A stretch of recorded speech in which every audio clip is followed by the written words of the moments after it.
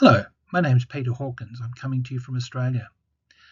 I'm proud to be brought to you by PTTRS, who is Africa's expert in xAPI, and they've asked me to talk to you a little bit about xAPI today. I need to apologise for not being there yesterday. Unfortunately, something really very critical came up and I just was not able to join you, and I'm so sorry about that. I wish I had.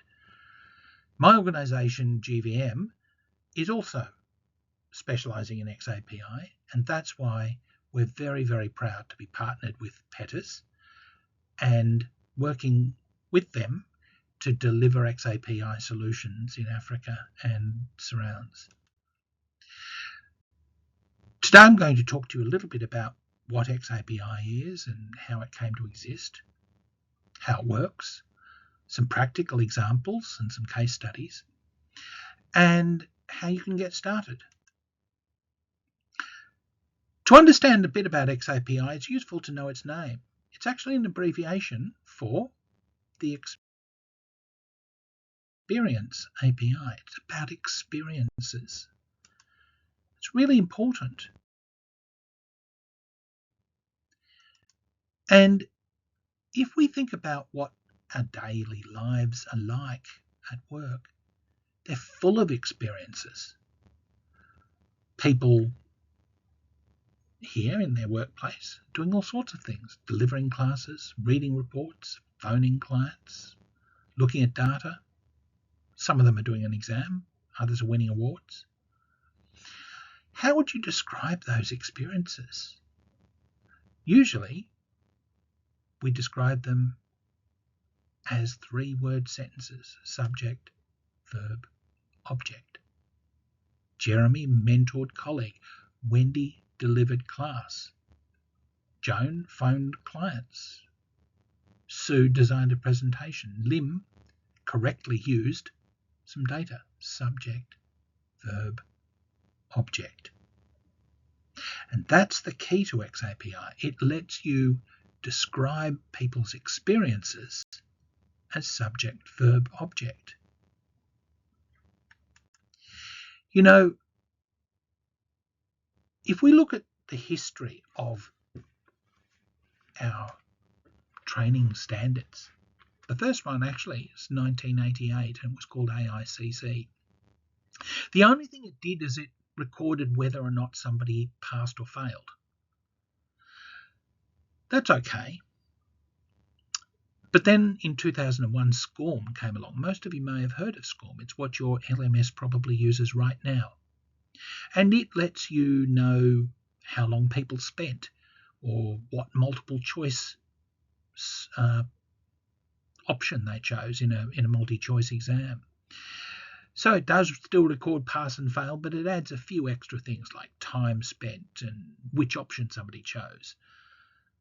But you know, it still doesn't really capture experiences. It doesn't know anything about whether they watched a video on the YouTube. It doesn't know whether their supervisor observed them doing something correctly.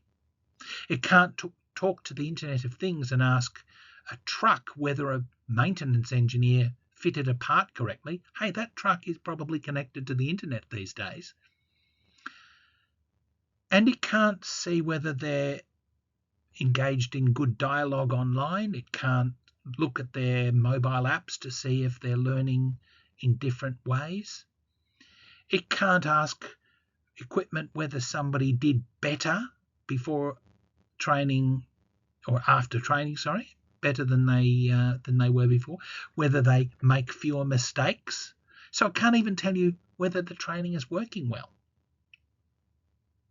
These are all the sorts of questions we'd love to ask. But you know, it's even more than that, because if we think about it, we've always learned from experiences. Here are pictures from a long time ago of people learning things. Somebody watching somebody else break bread. Somebody watched baker. 3 words. It's an experience. Somebody else is skinning an animal. Somebody skinned animal. Showing somebody else how to do it. Somebody else is learning to make a pot. Somebody spun pot. 3 words. That's the way we've always learned to do things. So SCORM is actually an anomaly. The way we sit somebody in front of a computer and ask them to do an exam, that's fine. But what we really would like them to do is go and try it out. Go and prove they can do something well, or prove that they can do it better now that we've given them some instructions. Wouldn't that be good? Why don't we liberate them? Yes, we can still use e-learning if that's what we want, but let them try things out as well. And then we can be much more confident that they're ready to perform tasks that we give them. So let's have a little look at why we introduced these standards in the first place. What did SCORM do for us? It created structure. It reported results, and we used those to accredit people, to give them certifications. We tested them. If their certification expired, we recertified them using SCORM. Sometimes we tailored our training to people based on their results, told us how to train them better. We did all of those sorts of things because SCORM started giving us the data to add some structure. Wouldn't it be great if we could extend that structure to their experiences as well, the way they really should be learning? So how does xAPI do that? This is a little model. And you can see I've got 3 different things that are experiences. Maybe the teacher's observing somebody doing something. Maybe they're using Microsoft Teams to have some chats. Maybe they're doing an e-learning course on Moodle or an LMS. And if those different things recognise when somebody had an experience, and maybe after that, as soon as it noticed it, it sent a message like a little ball rolling into our bucket here. Every time a device notices you've experienced something, it sends a message. That's what xAPI does. And those messages are the 3-word sentences. So that device, that Moodle, will say, person did exam. The teacher's view, teacher will record, I observed student, or student successfully did task. The teams might be saying messages like, person posted useful message, person asked good question. So the devices start collecting information they're invited to and sending it to one place. And we've got names for the parts. The parts that are involved here. The things that send the messages we call learning record providers, or LRPs. The thing that collects the information is called a learning record store. It's a piece of software. It's just a database. They're cheap. In fact, they're free. Most of them are free. So a free tool that collects information. And the messages that are rolling down from these things, we call them xAPI statements. That's how it works. It's really simple. You just let devices notice when people experience something, send a 3-word message to your LRS. And when you put that together, you get something a little bit like this. All sorts of things sending information. But let's also give it a try. I've set up a YouTube for you, and you can watch it if you point your phone at this QR code. And, you can pause it, you can rewind it, zoom it forward, whatever you like.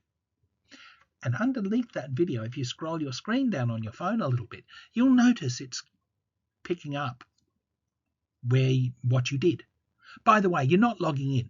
That's the other thing about xAPI. It's not like an LMS. You don't actually have to even log into something. It's smart. All it wants is the name to put to its messages, so that it knows who had this experience. So it just asks you for a name, just so that it can describe who you are. So have a play. Point your phone at this QR code and play with the video.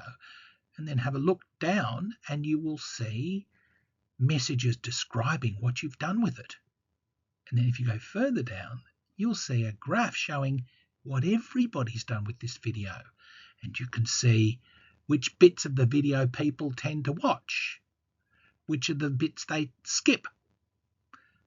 And I'd like you to think, how could you use that if you were a trainer to make a better version of this video? You might decide, okay, the bits that people are watching over and over again must be complicated. Maybe I need to expand on that a little bit. Maybe that's the most useful part for them. And you could use that information to deliver better training.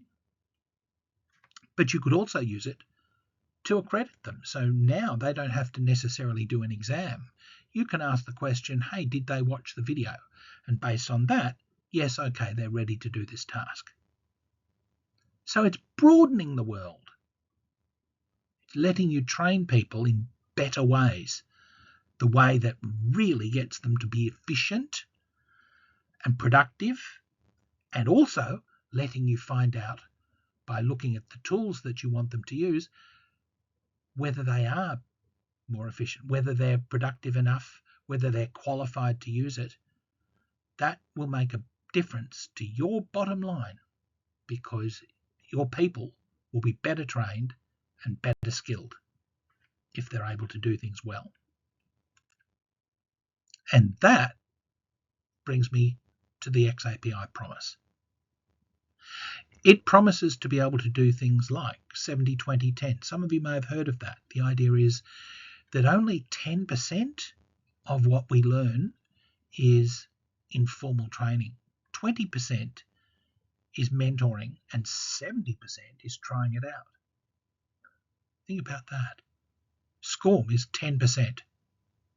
So only focused on the formal training. xAPI does 70 and 20 and 10. It does the 10 by getting the results. It does the 20 by letting the supervisors and the observers and the mentors note whether we did things well. And the 70, whether we actually experienced it by asking our tools to report when we used them and how well we used them. How powerful is that? You're multiplying the amount of information you've got from 10% up to 100%. But it also lets you do continuous improvement because by looking at this information, you can improve your training. You can work out what's going well, just like in that video, what bits people used. It tells you how to make a better video. It lets you continuously improve your training to get better and better. And also it promises ROI, return on investment. It lets you work out whether people are better at their job after you've trained them, so that you can say this training that cost us $1,000 to run gave us $100,000 to our bottom line. And that makes trainers powerful in their organizations because they can show to management why they need to invest. But you don't have to take my word for it. Let's look at what some actual organisations have done. Central Queensland University is a large university in Australia, 60,000 students, and we worked with them to install xAPI. Let's have a look at what they did. They recognised that their students were doing all sorts of training, not just exams and classes, but today's students go to the library, they use social media, they do prac sessions, they read their texts, of course, they use video libraries, some of them provided by the university. But they also knew that most exams or most universities are only measuring information about those students from a fraction of that. Most of what the students are doing is ignored. Their degree is based on one tiny little fraction of their student experience. And they wanted to do a bit better by turning on all of these, having the library send xAPI statements whenever somebody borrowed a book, having the prac sessions send results, having their chat forums and discussions report xAPI when students engaged online with one another about a topic. They've got a video library and they plug that in as well, so when people watched videos, they were sending xAPI statements and they could see that. By gathering information from all of that, they had a much bigger picture of students, and what they decided to do with that data is this. They fed it through an AI that could tell which students were in trouble even before they started to fail, so that they could intervene early and they could help a student who was going to start failing because the AI detected that they were at risk. You can't do that with exams alone because it doesn't give you a full picture. Hey, an exam can't tell me whether this student has stopped turning up to class or whether they're reading the book at the last minute before the exam, which is a warning sign, all those sorts of things.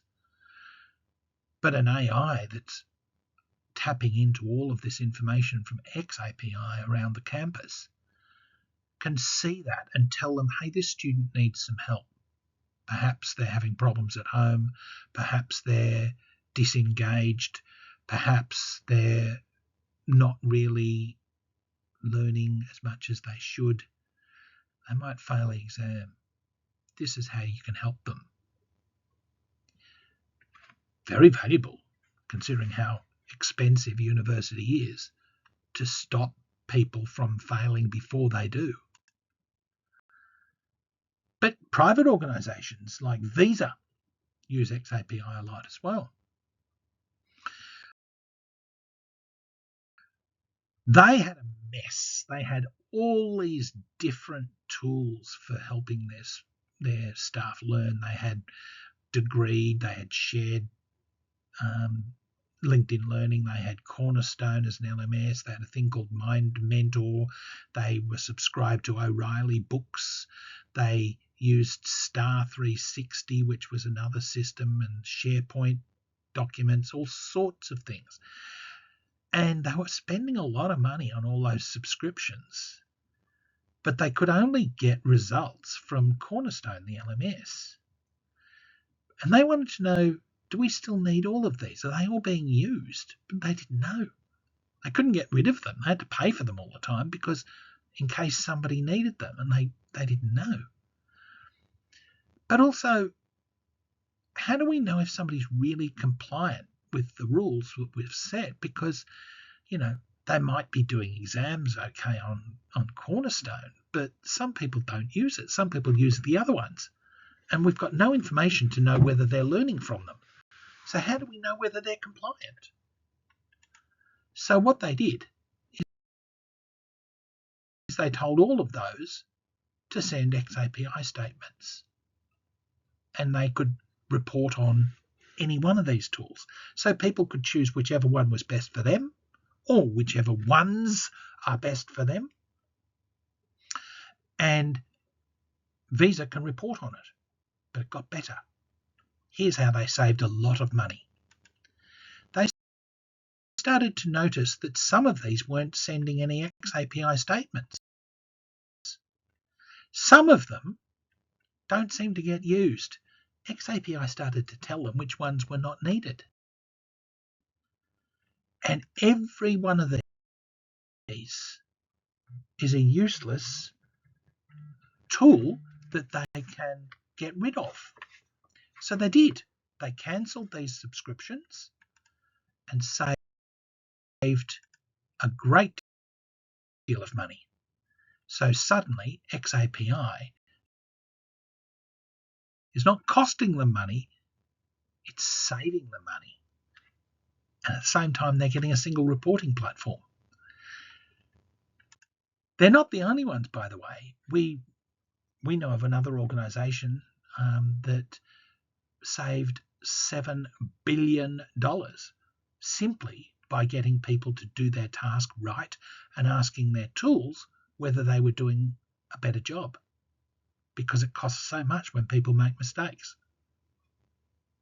We work with Moody's. You might be familiar with them. They are the ones that do credit ratings for nations and also large organisations. But one of the things that Moody's does is they provide training videos. And they wanted to know, how engaged are people with our videos? So what they did is they asked those videos to send xAPI statements. These are the questions they wanted. Are they completing them? Are they culturally relevant in different parts of the world? We don't know. We know they work in America, but we don't know if our videos work elsewhere. And as soon as they started asking those videos to send xAPI statements, they collected this sort of thing. How long were people spending? How fast was it playing? What was their internet like? What volume settings? Were they actually listening? Or did they turn the volume down? Where in the video did they pause? Or what did they skip? Hey, what browser were they using? What time of day did they watch the video? And geolocating, what part of the world were they in? They asked all of these sorts of things, and they were able to get a really good picture of how engaged people were. But better than that, with xAPI, they can add more statements in the future whenever they want to. New measures over time. One of the great things about xAPI is that you can extend it. When SCORM was created, they said there are 4 things we want to know. We want to know how much time people spent, whether they passed or failed, what their score was, and whether and what answers did they pick, whether they chose the right answer on a question. Those are the 4 from SCORM. And the problem we've now got is we now want to ask other things. Where are they? Or what time of day is it? Or did they do that well? Those sorts of things. And SCORM doesn't let you ask that. But the good thing is, if you have a standard that's based on 3-word phrases, subject, verb, object, it can send anything it wants. It can send new things in the future when we need to send different sentences, different subjects, different verbs, different objects, because we're not restricted now.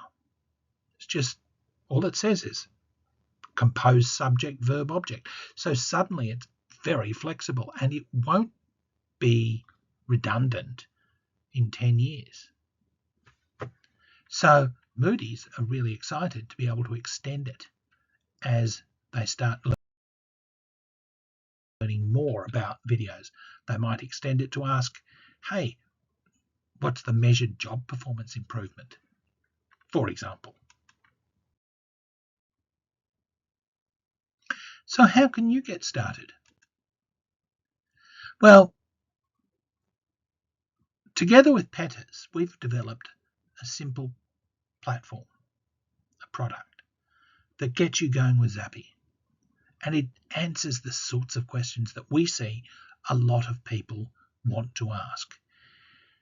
It's a proprietary solution that we come up with. It comes with all the consultancy and help and advice you need to get going. Even though we don't own xAPI, it's a standard, it's out there, and everybody will be using it in 5 years, everybody. But the thing that isn't out there is help. That's what analytics ecosystem provides, the help you need, and it includes the tools to get you going. And that's the starter program. And with that, your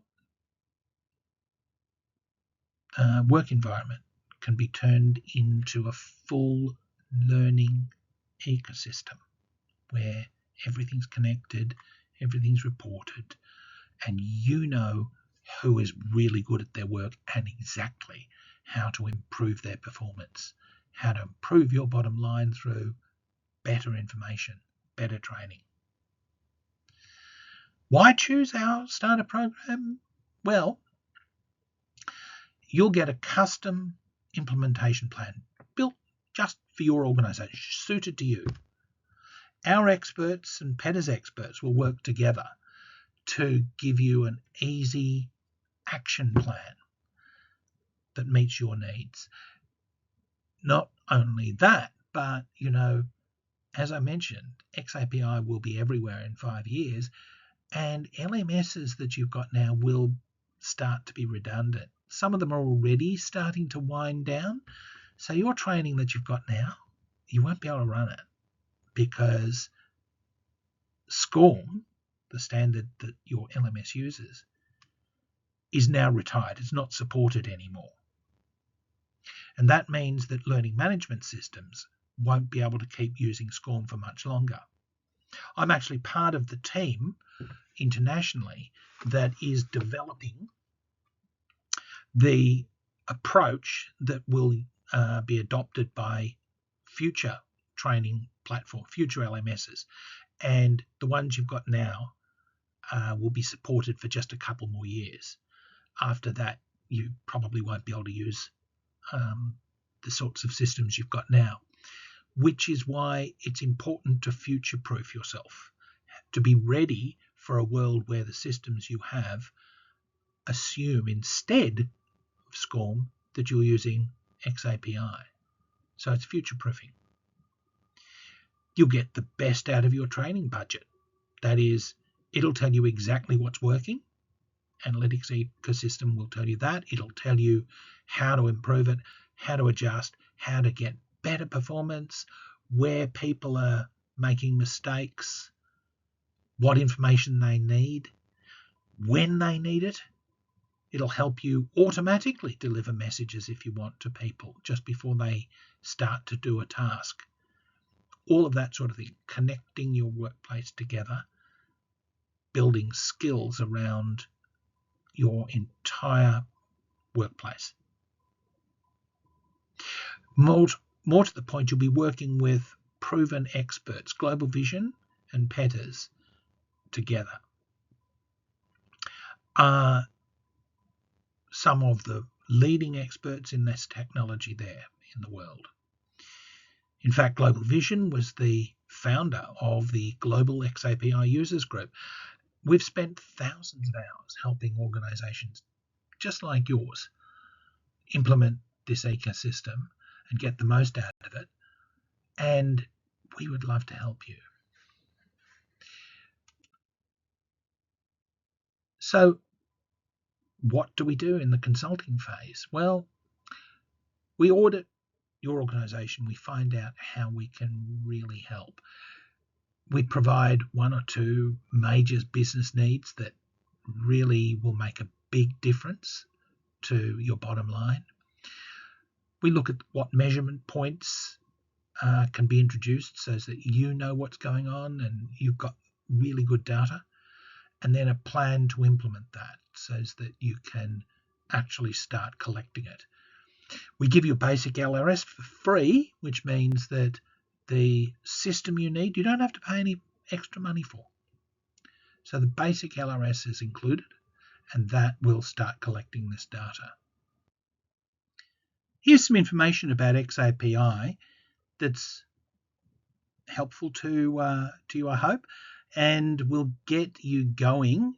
I'm afraid you can't quite see the xAPI users group. Maybe we can send that to you. But If you want to learn a little more, I'd suggest some of these would be really useful. Actually, come to think of it, you can see the xAPI users group right there. It's the fourth dot point here.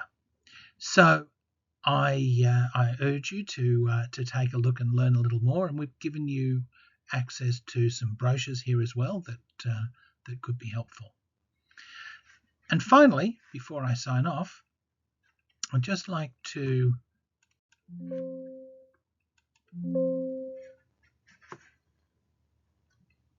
let you know that we have some quite serious recognition. Over 3,000 completed projects, over 1,000 happy clients, 155 years of collective experience, and 12 awards. We would be delighted to assist you. And there's my email, but I'd also urge you to contact PTTRS to learn how xAPI can support you in your workplace. And thank you very much for your time.